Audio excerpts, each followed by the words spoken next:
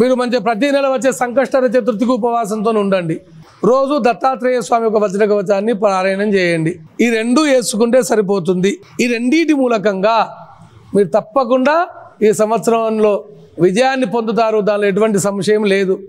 పనులలో విఘ్నాలు రావటం మూలకంగా మనసు చాంచల్యంగా ఉండటము, మీకు ఎప్పుడైతే మనసు కాన్సన్ట్రేషన్ లోపిస్తుంది అని అనుకుంటారో శంకరునికి పెరుగుతోటి మీరు అభిషేకం చేసుకోండి.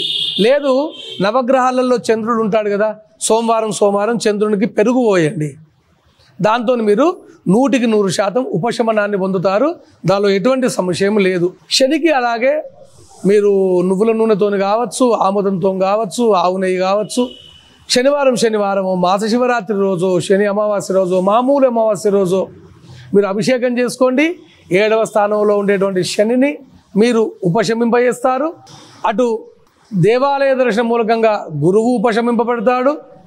సంకష్టహర చతుర్థి ఇత్యాది గణపతి ఉపాసనలతోటి మీరు కేతు ద్వారా కూడా మీరు బాధల నుంచి విముక్తులైపోతారు.